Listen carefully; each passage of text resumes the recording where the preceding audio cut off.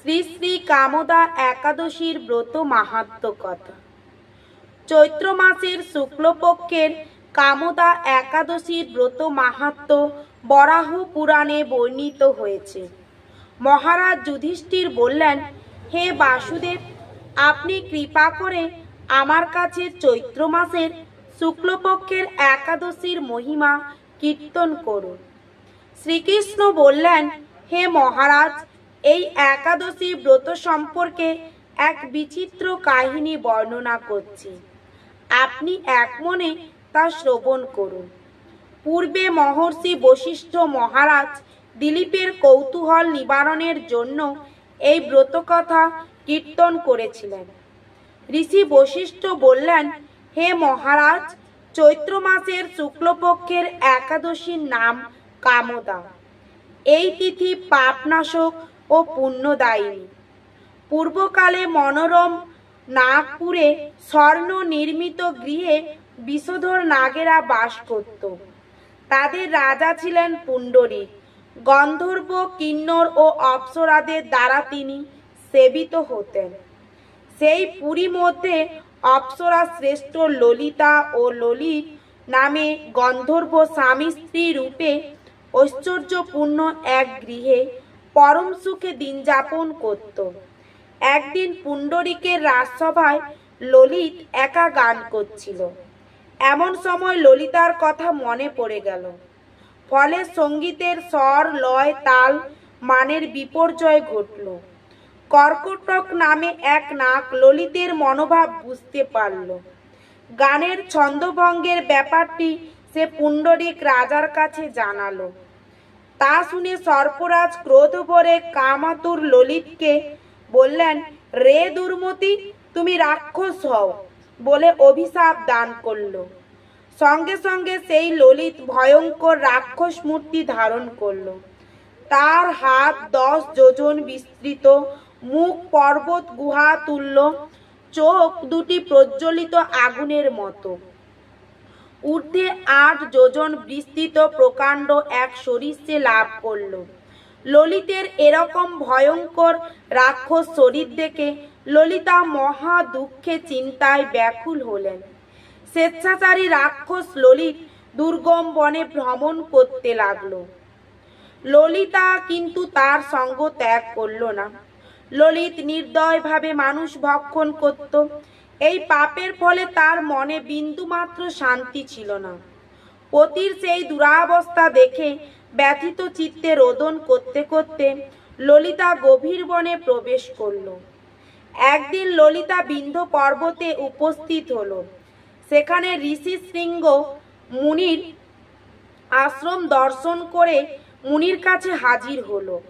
তার চরণে প্রণাম করে সেখানে দাঁড়িয়ে রইল। মুনিবর জিজ্ঞাসা করলেন, হে সুন্দরী, তুমি কে? কার কন্যা? কি কারণেই বা এই গভীর বনে এসেছ? তা সত্য করে বলো। তদুত্তরে ললিতা বলল, হে প্রভু, আমি বীরধন্যা গন্ধর্বের কন্যা। আমার নাম ললিতা। আমার পতির পিশাচত্ব দূর হয় এমন কোনো উপায় জানবার জন্য এখানে এসেছি।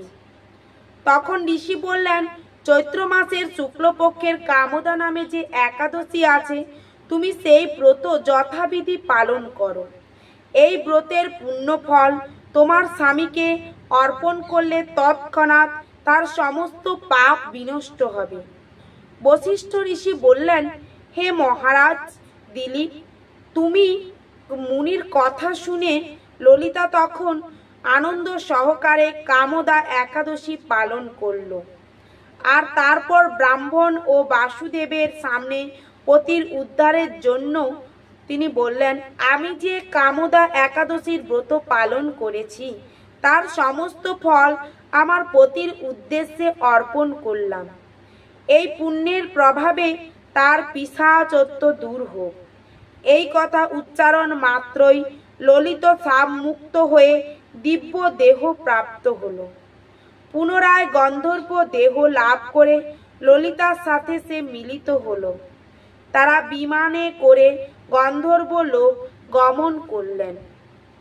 হে মহারাজ দিলীপ, এই ব্রত যত্ন সহকারে সকলেরই পালন করা কর্তব্য।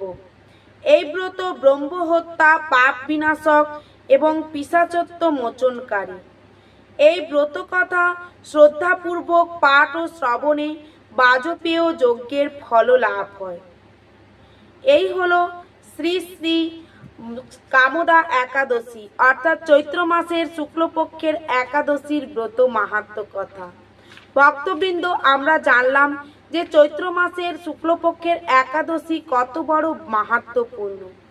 এই একাদশী পালনে আমরা বাজপেয় যজ্ঞের ফল লাভ করতে পারি, বা ব্রহ্ম হত্যা, পাপ বিনাশক বা পিশাচে, আমরা তো এই ধরাধামে আমরা সকলেই কম বেশি আমরা পাপ পুণ্য করে থাকি।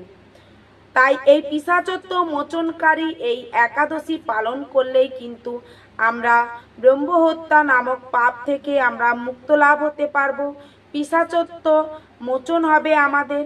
এবং শুধুমাত্র ব্রত করা নয়, এই দিন আমাদের অবশ্যই এই ব্রত কথা শ্রবণ করতে হবে। এই ব্রত কথা শ্রবণ করলে শ্রদ্ধাপূর্বক পাঠ বা শ্রবণে বাজপেয় যজ্ঞের ফল লাভ হয়। তাই ভক্তবৃন্দ, অবশ্যই সকলে এই দিন শ্রী শ্রী কামদা একাদশী ব্রত মাহাত্ম্য কথা আপনারা শ্রবণ করুন এবং পাঠ করুন। শ্রবণেও বাজপেয় যজ্ঞের ফল লাভ যেমন, এবং পাঠেও বাজপেয় যজ্ঞের ফল লাভ হয়। আর আমাদের সনাতনীদের অবশ্যই বলি যে আমাদের প্রত্যেকটি একাদশী ব্রত কিন্তু নিখুঁতভাবে আমাদের পালন করা উচিত। আর এই পালনের জন্য কি কি নিয়মাবলী বিধি রয়েছে তা এই চ্যানেলে পূর্বেই প্রদান করা আছে। তাই অবশ্যই যে সমস্ত ভক্তবৃন্দ এখনো একাদশী ব্রত করা শুরু করেননি, অবশ্যই একাদশী করুন। কারণ একাদশী দেবী কিন্তু আমাদের ভগবান স্বয়ং শ্রী বিষ্ণুর অঙ্গ থেকে উদ্ভূত হয়েছিলেন, যিনি ভগবান স্বয়ং শ্রী বিষ্ণুরই অঙ্গ বলা যেতে পারে। তাই ভগবানের ব্রতের মধ্যে সবচেয়ে যেমন জন্মাষ্টমী ব্রত অন্যতম, সেই রকম ভাবে একাদশী ব্রত কিন্তু করা খুবই কর্তব্য। প্রত্যেকটি একাদশী ব্রত নিখুঁতভাবে নির্জলাসহ করতে পারেন, অথবা কেউ জল ফল খেয়ে করতে পারেন। কি কি খাওয়া যায় না তা সব কিছুই বলা আছে। তাই এই ভিডিওগুলো যদি ভালো লেগে থাকে অবশ্যই এই চ্যানেলটির সঙ্গে থাকবেন এবং সনাতন ধর্ম সম্পর্কিত সমস্ত ধরনের ভিডিও পেতে এই চ্যানেলের সঙ্গে থাকুন। ভালো থাকুন। হরে কৃষ্ণ, রাধে রাধে, জয় একাদশী দেবী।